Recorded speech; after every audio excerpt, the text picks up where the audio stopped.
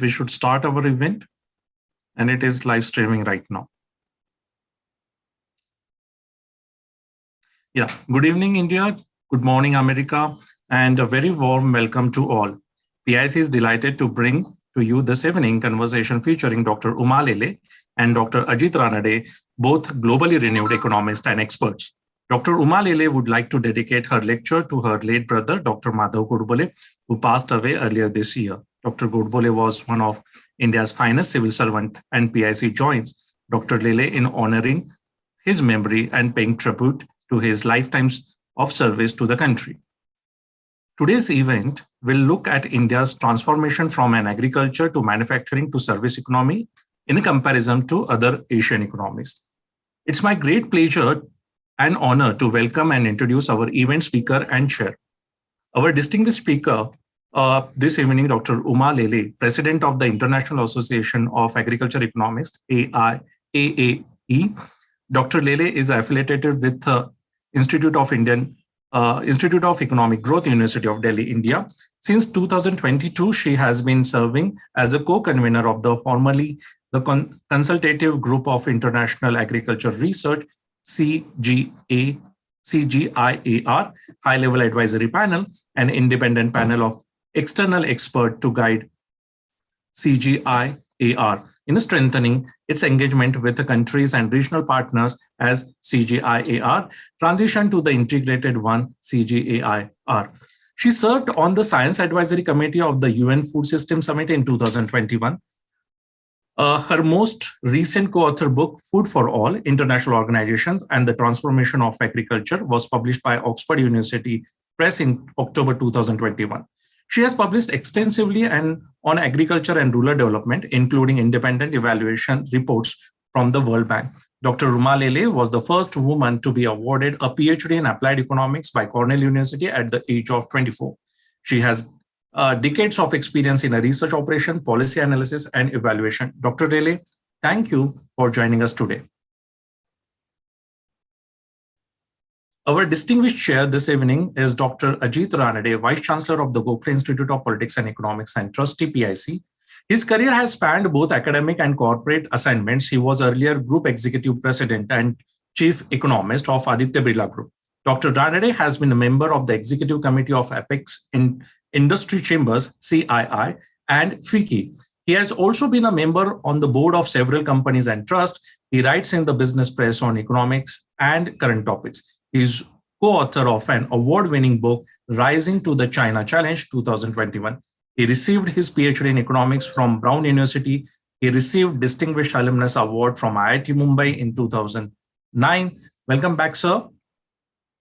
Thank you, Dr. Vishal. And I'm delighted to welcome Dr. Uma Lele to this webinar today. So I think without actually taking too much time, this is a very important topic, and it not just importance because of the topic, but also the relevance of the time we are in. We have a situation in the world where big parts of the world are actually in the middle of a recession, but there is also high inflation. So we are calling it stagflation. And in the midst of all this, there is some small celebration in India that India's economy is still the fastest growing economy in the world. And the recent quarterly data shows India's economy growing at 13.5%. And even though there might be slowdown, the overall growth rate this year could be 7 or 7.5%. And yet there are concerns about food security in India. In the month of, I guess, a couple of months ago, India banned the export of wheat because of concern of not just wheat inflation, but food grain availability. The total availability for next year's food grain stock in terms of adequate buffer stocking as well as for food security is a concern. Food inflation is a concern. So I think these are all angles from which today's discussion becomes very relevant. And we have amongst us a very formidable and extremely accomplished leading personality and authority on this subject. So I will hand over to our speaker, Dr. Uma Lele. She'll speak for about, I guess, about 40 minutes, and then we will open it up for discussions and comments from the audience. So over to you, Dr. Uma Lele. Thank you. Thank you very much. Now, I'm going to try and share screen, and let's hope that it works. Let me know if you can see the screen. Can you? Not yet, ma'am. Oh, I pressed on share screen. Sometimes Host disabled participant screen sharing, it says. Vishal? Yes, ma'am. Just a minute. It says host disabled participant screen just sharing. a minute. I will. Okay, that may be me too.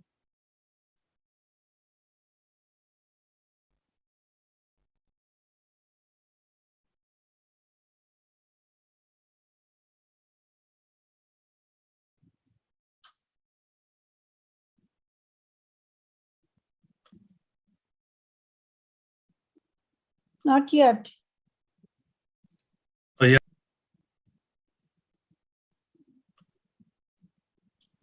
No, I'm still getting the same message. That Yes, ma'am. I'm doing it. I'm doing it. Okay. But I'm going to show them from this end, right? Yes, ma'am. Yes, ma'am. Okay. Now you can Let's see. share your screen.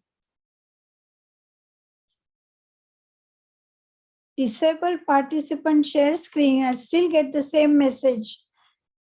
Maybe in a few seconds.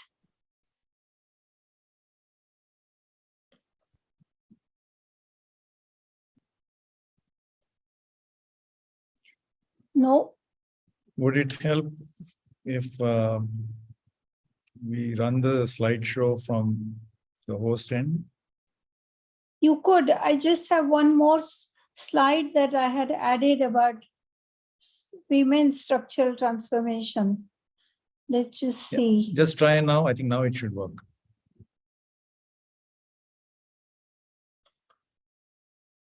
Ma'am, that we have made it enable. Okay, you can let's check. just see.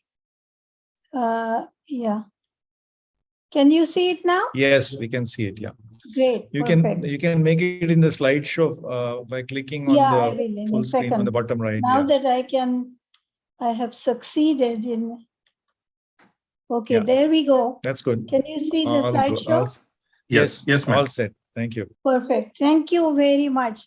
Thank you for giving me this opportunity to speak to my home audience. I come from Pune, so I have a particularly warm feeling about making a presentation to our friends in Pune.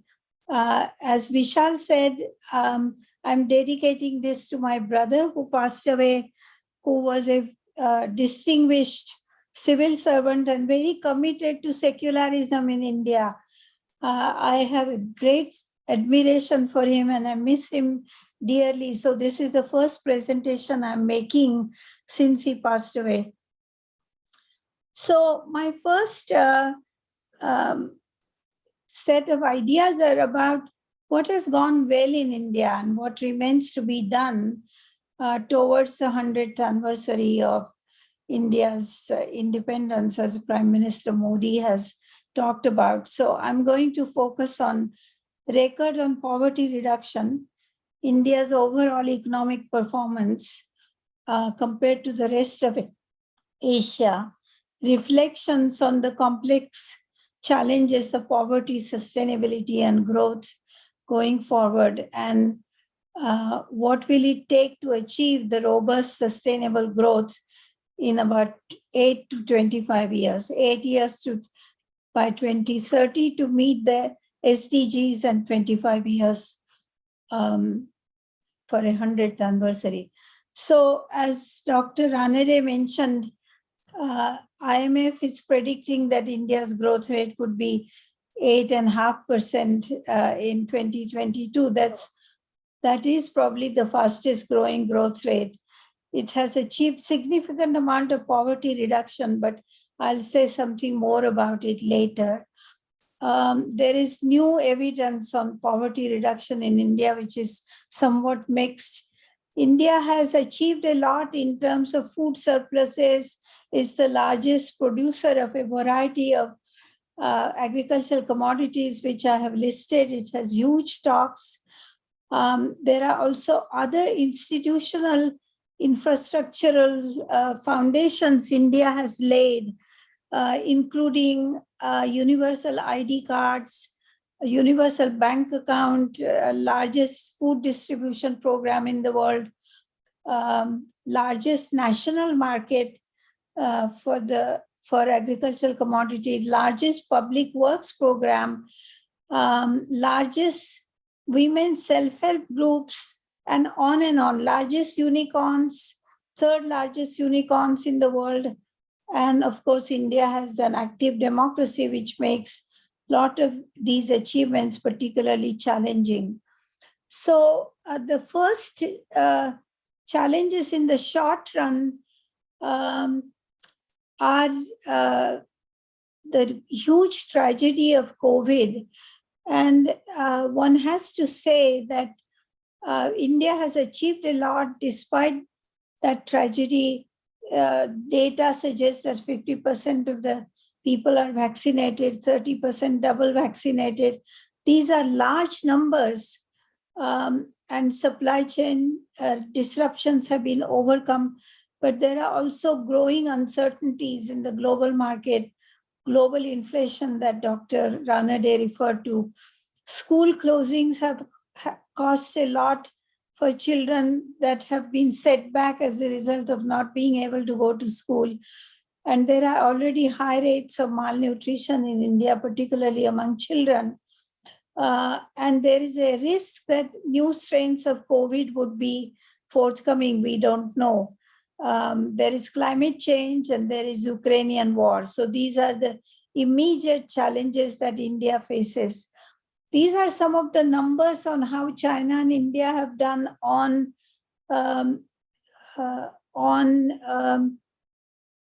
reducing response to COVID. And you can see that the numbers suggest that China has done a lot better than India. But of course, China was following policies which India perhaps could not, and it has a very weak health system, which we hope will be strengthened as a result of the shock of COVID. So the longer term trends for India are the great pressure on natural resources, soils, water, air, forests, in the face of climate change, fragmented land holdings. India needs a mix of policies to achieve both income policy and productivity growth, while reaching masses of people with nutritious food, and to generate innovative technologies to be able to meet this. So climate change, of course, is a huge challenge for India as a tropical country. And a lot of the research suggests that India has probably not done as well in investing in research and R&D as it needs to. So there are these widespread problems of environmental challenges. So my rest of my presentation on India is in comparison with other Asian countries. And one always asks a question, why compare India with other Asian countries? I think the main reason is that Asia now is the most dynamic part of the world. There's been rapid economic growth, large decline in global hunger and poverty in South and Southeast Asia. There is much rapid growth in manufacturing sector in the Asian countries. In fact, Asia has become the factory of the world and world trade has been growing. So in the context of this broader geographical configuration, how does India perform compared to other developing countries? So these are some of the numbers that we have all focusing on food and agriculture used in the past, which suggests that India has much higher percentage, a number of undernourished people, in absolute terms compared to other countries. And its share, while its share in undernourishment has declined over time, it still remains quite high. India's number on poor people has also declined substantially, as the green line shows, but again, not as rapidly as it has declined in other Asian countries. And I think one of the complex challenges is we don't understand why there is a disjuncture between reduction in poverty and reduction in hunger in India and everywhere else. So now new research has come up with two sets of data on estimates of extreme poverty.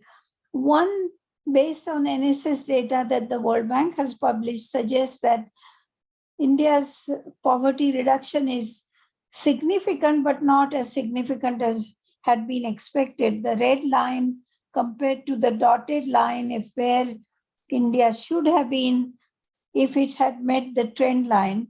And on the right-hand side, you see that, I don't know why my, sorry. Right-hand side, it shows that India has actually done very well in poverty reduction. That is a paper published by the IMF, one of my colleagues at the IMF. And it argues that due to the food distribution in India, poverty has declined very rapidly. That's also a debatable question, but something that all of you working on India need to look at. What do we really know about poverty reduction and reduction in nutrition? Quite frankly, there are more questions asked about it than there need to be. So now I'm going to look at all of this in the context of structural transformation. The usual recipe for understanding structural transformation is decline in the share of agriculture in GDP and employment, productivity growth, demographic transition, overall income growth. And people like Danny Roderick have recently expressed a lot of concern about premature deindustrialization. And India is also suffering from premature deindustrialization, as we will see. So among the hundreds of countries we analyzed, we found that countries that were lagging in food and agricultural productivity growth are also lagging in structural transformation, and it has some important implications for India. So if we compare GDP growth per capita, on the left-hand side, you can see South Korea is a shining example of what has been achieved. Even China doesn't look as good. The red line on China doesn't look as good as it does for South Korea. And then the rest of the countries have done well, but even Vietnam now has been catching up with India, although it suffered from a long war. And again, India and Vietnam are kind of doing well together. So I couldn't show the South Korean chart on the right-hand side of the figure because it's so out of proportion to the achievements of the rest of the countries that I had to drop it from the figures. So now we look at productivity growth. Again, there are huge differences in productivity growth across Asian countries. The red line is for China, the pink line for Korea, the green line for India. And you can see that India, which was the cradle of the Green Revolution at one time, hasn't kept up with other countries in terms of productivity growth. And here are some numbers on the sources of that productivity growth. Much of the growth in East Asia and Southeast Asia has occurred from not expansion of land and irrigation, but from productivity of input intensification. Whereas in India, there is still a growth in land area and irrigation. And you can see Africa is a contrast, where most of the growth has occurred mainly because of area expansion. So why is it that Indian productivity growth has lagged behind? And these are numbers that Indians have produced of agricultural research and education. And you can see that whereas the state expenditures, this line, purple line, has increased, center expenditures haven't done as well. And we need to ask ourselves question, can India do a rapid growth in agricultural productivity and achieve transformation as have other Southeast Asian countries if it doesn't invest enough in R&D? And R&D expenditures have usually very little political support generally, but that is where I think technocrats have to play a much bigger role than seems to have happened in India. These are the numbers, comparative numbers for China and India, and you can see China's compound annual growth rate of investment in R&D is 16.5% compared to 5.3%. No wonder then that China is growing more rapidly. Its agriculture is doing much better than India's because we haven't invested enough in R&D. These are some of the additional indicators of where India was before and how it is doing. And you can see from 2005, India kind of began to lag behind Brazil and China in publications, scientific publications. The red line is China, the yellow line Brazil, and green line India. If we look at the intensity of agricultural researchers, again, India lags behind China. The huge numbers on the left-hand side of total number of agricultural researchers and total number of agricultural researchers per million. And that's where India looks much poorer because it has a large population and not investing enough in R&D. Again, if we look at the intensity of extension staff, and we generally think of India as has lot of public sector employees, but if we look at the actual numbers, then China is far more research and extension staff intensive compared to India. And it, of course, has a lot to do with fiscal resources that I'll come to in a minute. So these are GDP per capita numbers in South Korea, China, Indonesia, Thailand. And again, South Korea stands tall, and India looks relatively weak compared to the rest of the countries. So these numbers are on demographic transition, one of the components of structural transformation. And again, India's demographic transition has been much slower than that of other Asian countries. And generally, it is described by economists as a demographic dividend. But if we don't create enough employment for young people, then this so-called demographic dividend becomes a demographic curse. And that is an area where there needs to be much more investment in education and health in India if our labor force is going to be much more productive. So this is what the demographic trend looks like. China has already reached a peak of population growth, and India is yet to do it by 2060, I think India would have reached a peak. So decline in the share of value added in agriculture. So again, the green line is India. The blue line is Nepal, which has had much slower rate of growth, but the rest of the Asian countries have had much more rapid decline in the share of agriculture value added than India. The the green line compared to China, for instance, or South Korea, which is way far ahead of India. Similarly, in employment in agriculture, you can see the green line. India's has decline in employment in agriculture is even less rapid than decline in value added in agriculture, which means that majority of the poverty in India lies in the rural sector. And again, something needs to be done to make sure that there is more rapid growth in employment, productive employment in the agricultural sector than seems to be the case currently. Industry value added, again, you can see the green line for India.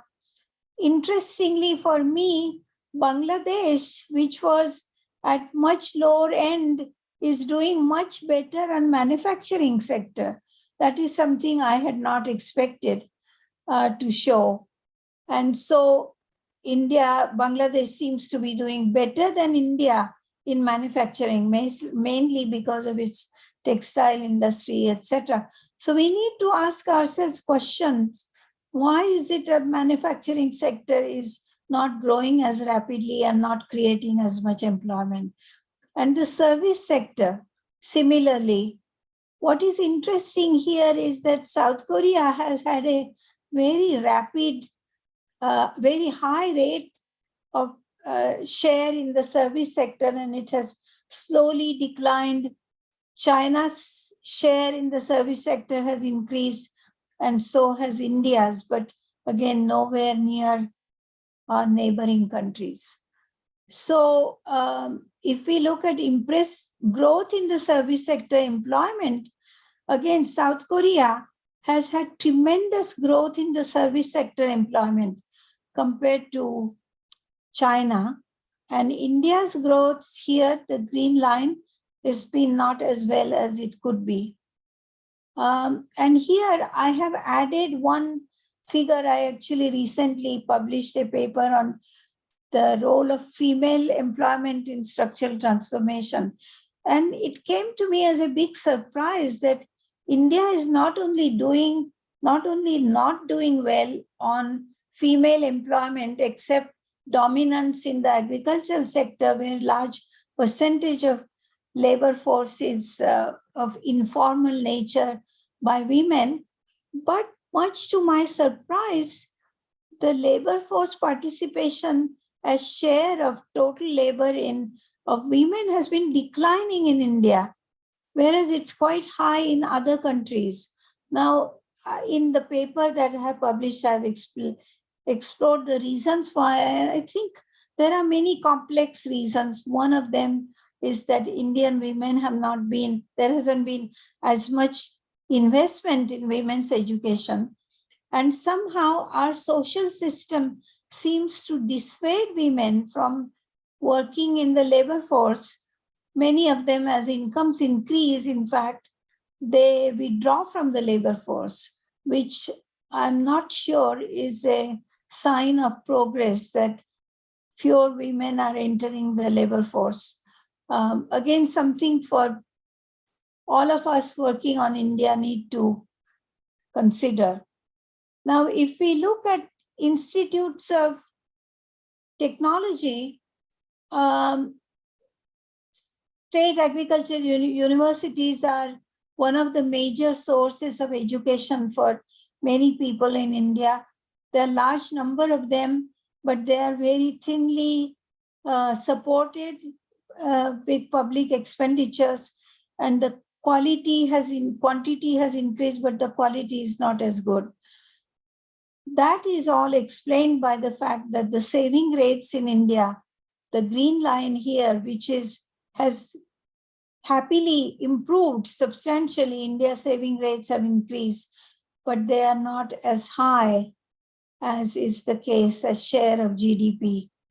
And the gross fixed capital formation as share of GDP has also done less well.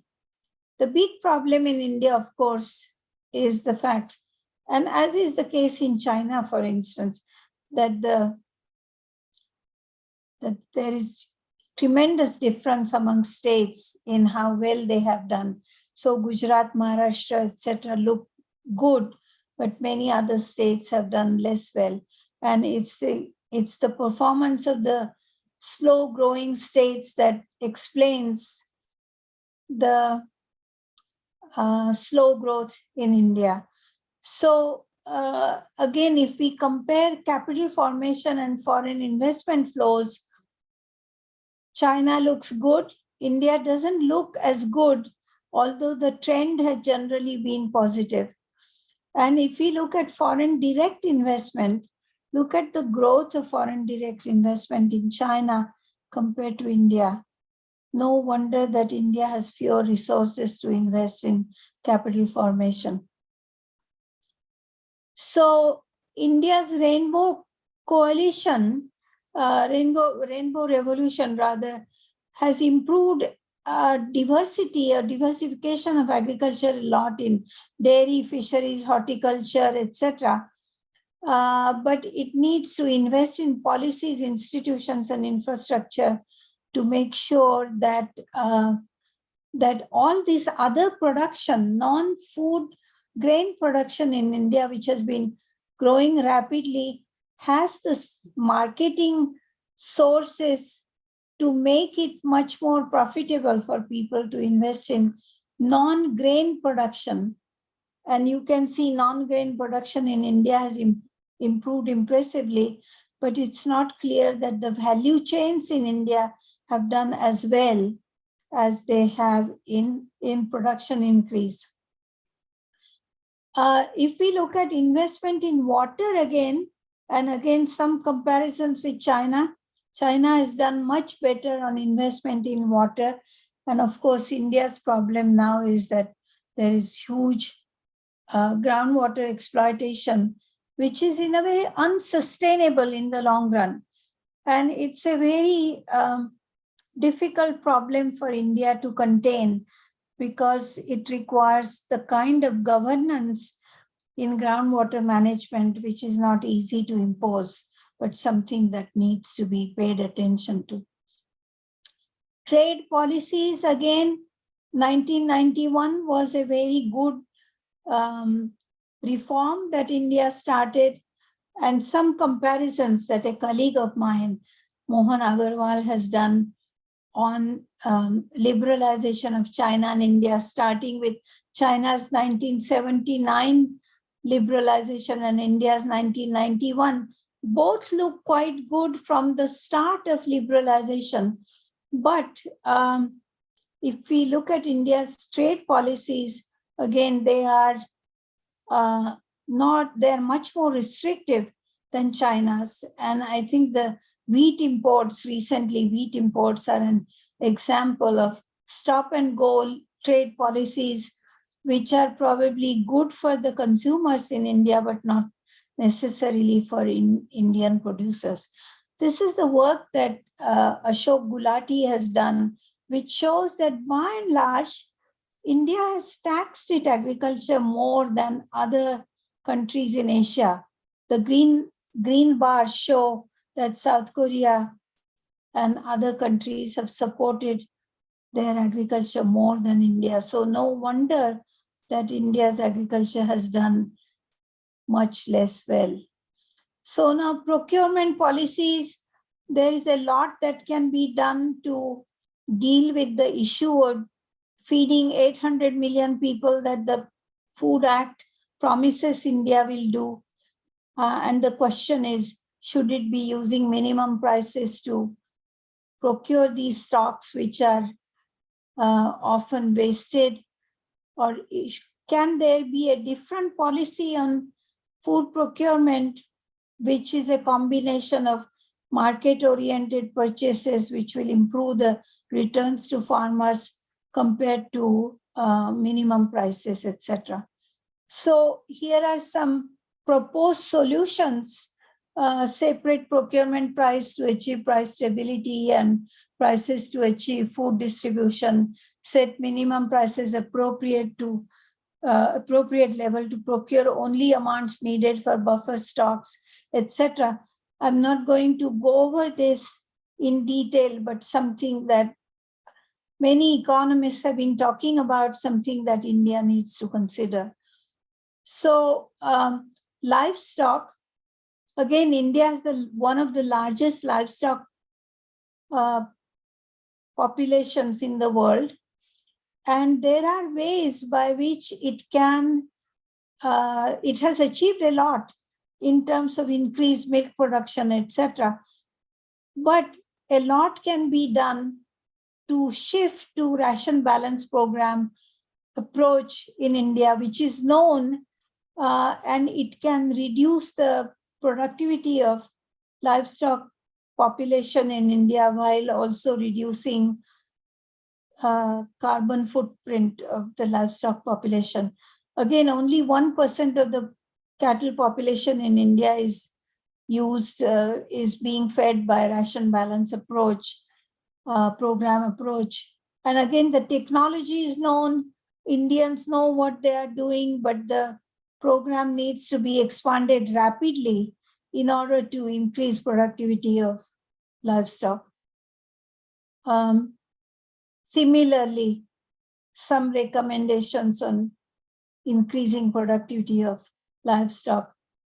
Other interventions that India has adopted: soil health card, investing in precision irrigation technologies. There are a number of examples, again, where I've done some comparisons between China and India. And by and large, India is not using technologies such as satellite crop monitoring on a scale and intensity that China is. And that requires much more investment in agriculture and rural sector than is the case currently. Again, marketing reforms, the government adopted marketing reforms 2 years ago to lower transaction costs, reduce food losses, etc. But the government's reforms have not been particularly successful politically because of the resistance by the farming communities who are demanding procurement prices for 23 commodities in India. So I think in a way, the trend in India has been to demand more government intervention rather than reducing government intervention, reducing subsidies and transferring those funds to achieve more investment, productive investment in food and agriculture than is the case currently. Similarly, there is scope for public-private partnerships, and here I've given some examples of what can be done to improve those value chains and make them much more competitive. So the overarching message of this presentation is that, one, India is doing well, but not as well as the rest of the Asian countries, the neighboring countries. It needs to shift from subsidies to investments, shift from pro-consumer to pro-producer prices, achieve security of tenure, increase access to finance for small farmers, and improve physical and human infrastructure substantially if it is going to achieve the much better transformation, much more rapid transformation to keep up with Asian countries as it needs to do to deal with the massive amount of population that currently exists. So that's my presentation. I have done it rapidly without reading each slide. I hope you have access to it and you look at it and study. Thank you very much. Thank you. Thank you very much, Dr. Lele. Very, very comprehensive and, of course, a rather large canvas, because you covered in the earlier part of your presentation also the aspects of the other, not just agriculture, but the other economy. So we will now open it up for discussion. I think we will have questions coming in through the chat box, Dr. Vishal? Yes, sir. Yeah, the Okay. questions are coming through chat box. Already there is a one question, and it is a request to audience also to send their questions on in chat box. Your mics are muted, so you won't able to speak. So please send your questions. So the first question is. Yeah, I'll go ahead. Dr. Lele, this first question is from Deepak Mathur. And in one of your slides, you had talked about the institutional capacity and gave some data on the research and development spending in China versus India. So this question is sort of related to that. It says, what should be done to encourage R&D in India? And how do you increase the R&D budget and attract people towards research and innovation? How do you increase our R&D budget for research and in innovation? Okay, now, I think, well, I have many different levels of explanations. In comparing China with India, which some of you have done already, probably, Mr. Ranade, you have done. My sense in talking to the Chinese academics is that all the unrest in China politically, historically, has occurred from the rural sector. And so the Chinese are very afraid of unrest starting from the rural sector, and they want to make sure that farmers are kept happy because they think that will ensure political stability. And a lot of these reforms that Chinese have undertaken over the years are in order to please the farmers in the rural areas. My sense is that India has been much more urban oriented. Its policies have been directed to make sure that the urban sector is kept happy, and maybe a lot of the Indian unrest is from the urban sector rather than the rural sector. So I think we don't have a strong enough lobby in India for increasing R&D in food and agriculture. I think when there was significant increase in investment around the time of the Green Revolution, that is because India was facing a major problem of food insecurity, frequent food shortages, etc. And that was affecting the urban sector. And so finally our planners decided to invest a lot more in R&D. But now that there is food, so-called food self-sufficiency with huge stocks and often not enough recognition of the fact that large number of these people who are undernourished can't afford the price of the food and much more nutritious diet than is required in order to improve the quality of human capital in India. Who is championing the case of more investment in R&D in India? And I'm noticing that the states are doing better than the center, which is not the case in China. So I think in some ways there are some advantages to having a technocratic regime that understands the relationship between politics and food security. And they seem to have done a better job of it in China than, in my view, in India. The amount of undernourishment of children and women in India and the population, some 20% of the population, 12% of the population now, is not sufficiently recognized, in my view.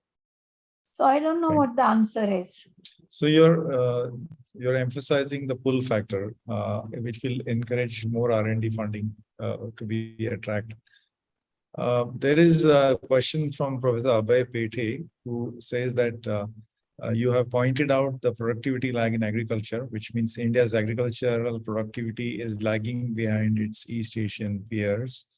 But can you comment on whether equal focus should be given on value addition and market linkages? So that is not only focus on how to increase productivity in agriculture, but not to ignore the opportunities that exist on value addition and market linkages, such as, basically agro processing and so on. Maybe there may be, a lot of gain to be made by emphasizing that as well. So your comment Yes, on that? I agree that I think there is. I have been watching this farmers' organizations phenomenon in India and a push for it. I don't quite understand why the farmers' organizations have not been working that well in contributing to value addition. Because when there are large number of small farmers whose produce needs to be marketed, including in fruits and vegetables, etc., farmers' organizations can make a big difference in value addition. And I think somebody ought to study the issue of farmers' organizations in India, the kind of stuff that Kurian did for dairy cooperatives. More of that needs to happen. It's more of a challenge in other areas. I remember talking to Dr. Kurian once upon a time, and he was saying how much more difficult it was to organize farmers in oilseed sector than it was to organize them in the dairy sector, for instance. So we need much more analysis of the constraints being faced to do value addition in these areas, which can promote diversification and increase returns to crops, which could also increase productivity of those crops which are lagging behind. I'm going to combine 2 or 3 questions here. These are from Mr. Anil Supnekar and also by Professor Pete. So these basically, we do agree that India's poverty is largely confined to rural areas and largely connected with agriculture, with low productivity or low value addition or low incomes. And you also mentioned the falling employment, the labor force participation rate, and especially among women. So I want to ask you don't you think that the challenge to agriculture, the fact that agricultural policies are still not yielding satisfactory results, that the solution to our agricultural problems, don't they lie substantially outside agriculture? I mean, because we don't have enough jobs outside agriculture, because farmers cannot escape 50% of the population workforce is still dependent directly or indirectly. So actually the failure is of industrial sector not able to absorb, not create enough jobs. Maybe our attention be focused on how to create more industrial jobs rather than just keep on obsessing about how to improve agriculture. Do you agree with this? It's a little controversial. I agree. I was surprised to see how well Bangladesh is doing in manufacturing. And I think it's the textile industry where there's been huge growth in employment. And I could present many more numbers from the paper I published on women's labor force participation. Large number of Bangladeshi women, first of all, their women's employment has shot up enormously in Bangladesh. And it's all because of organization of community level organization by women. And it's a lot of that is employment in the textile sector and other small scale manufacturing sector. I don't understand why India's manufacturing is not doing well. But I agree that because that growth has not been as impressive, and in fact, some papers I have quoted by analysts which suggest that even with rapid growth of 8%, there's been very little growth in employment, either for men or women in India. And so I gave the example of fruits and vegetables because in a way, value addition in fruits and vegetables can potentially be a major source of employment for a lot of people in rural areas while meeting urban needs. Again, if one looks at the example of Brazil, where there is a lot of processing of tropical fruit and tropical fruit mostly, quite a lot of it imported from India 400 years ago, like mangoes. I was quite impressed to see what Brazilians are doing with fruit processing. We need to do a lot more of that in India than is the case. And that requires infrastructure, much more so access to sources of power, transportation, etc.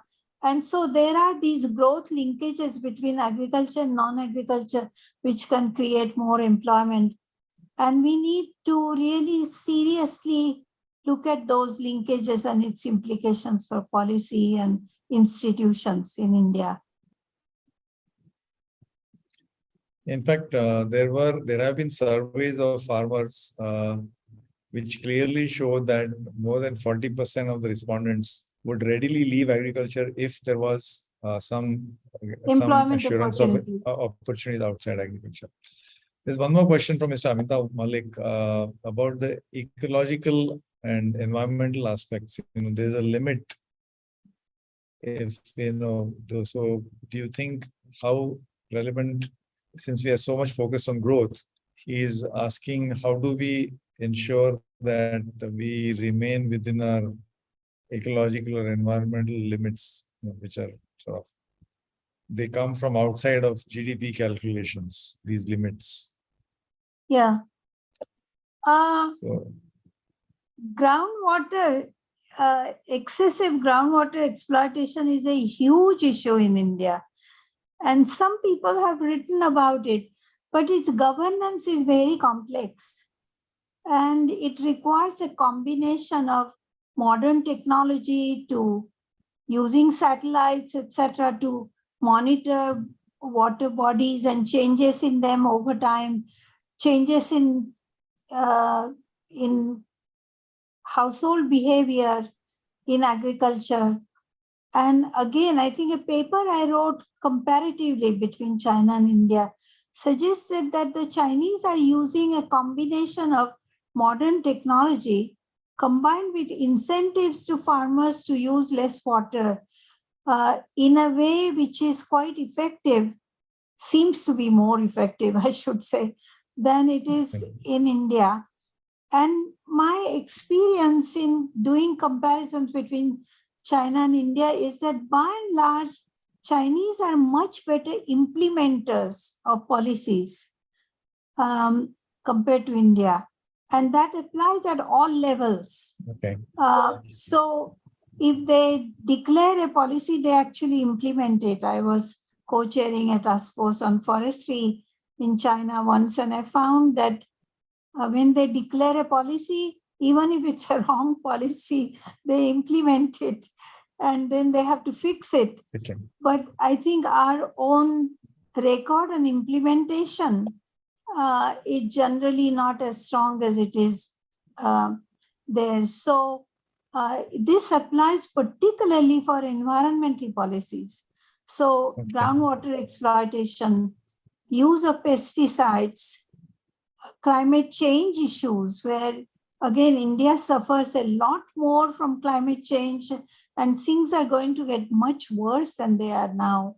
We really need to be on a war footing in dealing with issues of climate change and food and agricultural security. So I'm ringing alarm bells here.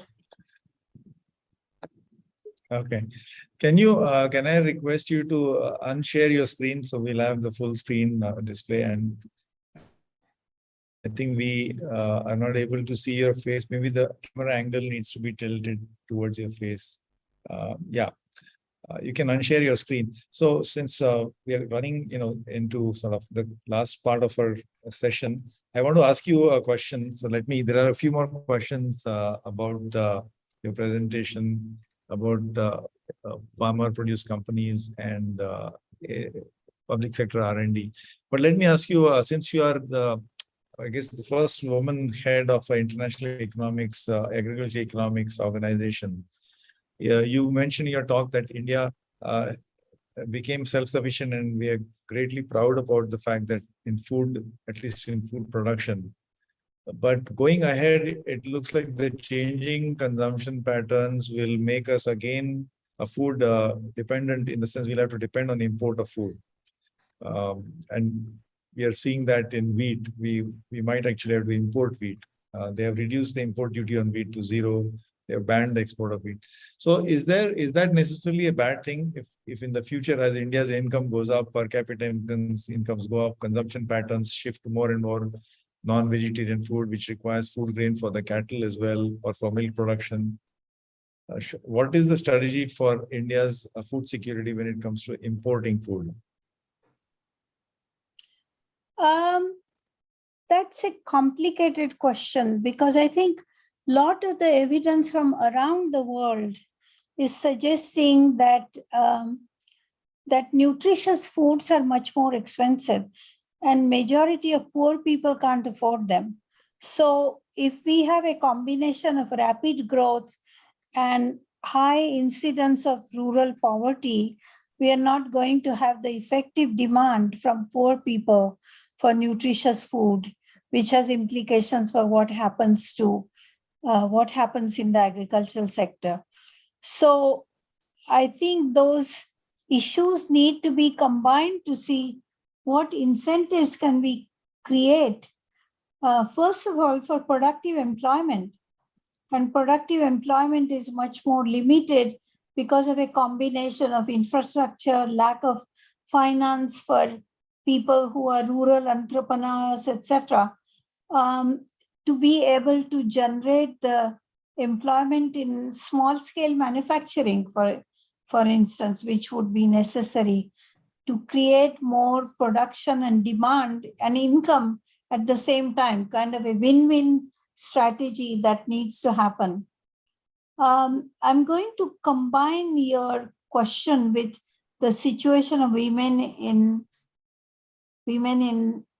agriculture and women in economics, because since I became the first woman president of the International Association of Agricultural Economists, we've started a very active program for supporting women agricultural economists. And there is a committee that's been looking at this. Our percentage of women participating in the international conference increased substantially in the last conference compared to the previous conferences. And we are encouraging women agricultural economists to participate more actively in work of agriculture economics associations. So for instance, both in India and internationally, but also mentoring women, giving scholarships to women.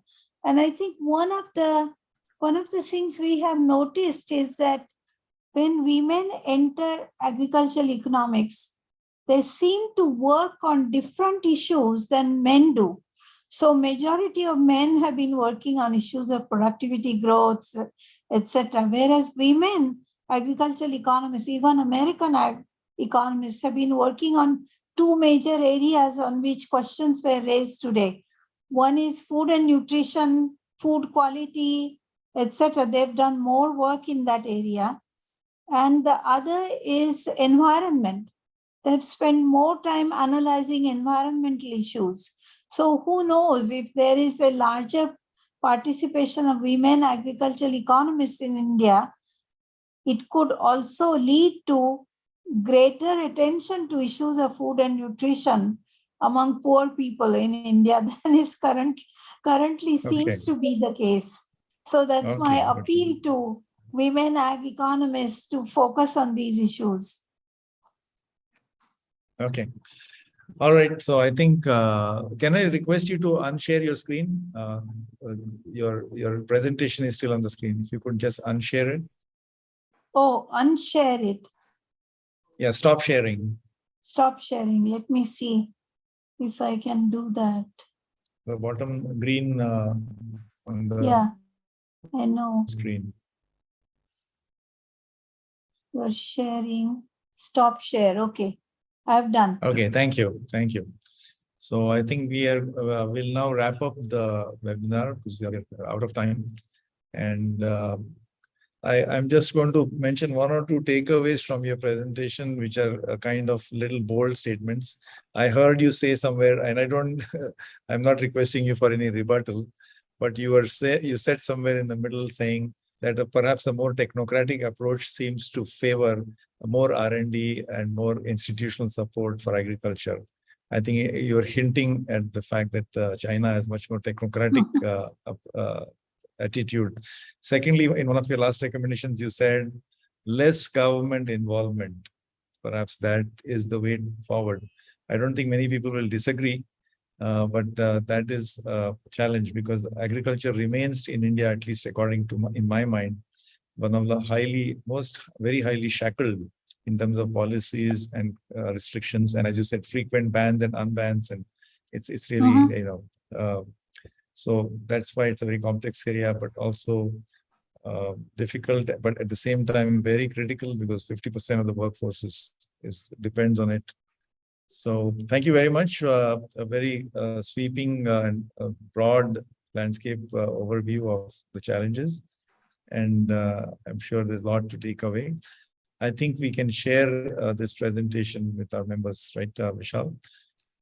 Yes, sir. So I will thank our speaker, Dr. Umalele, for a wonderful presentation, and I enjoyed the hand it back opportunity. to Thank Dr. you. Vishal. Yeah, thank you, sir. Thank you very much for the most interesting and engaging conversation. I want to acknowledge the enthusiasm and interest of all our distinguished guests, Dr. Lele and Dr. Ranade, on this subject matter. You have given us much food for thought this evening and morning, and I'm certain that your many valuable suggestions and ideas will be taken forward by educator, policymaker, and economist. I want to thank all my PIC colleagues for their efforts to organize and execute today's program. Special thanks to members of the audience for your enthusiastic participation, especially for joining us early, late, depending upon whether you are based. Do stay tuned for the future events announcement on a PIC social media page. Dr. Lele and Dr. Ranade, we look forward to hosting you again in the near future. Thank you. Vishal, yes, sir. Yeah. Yes, sir.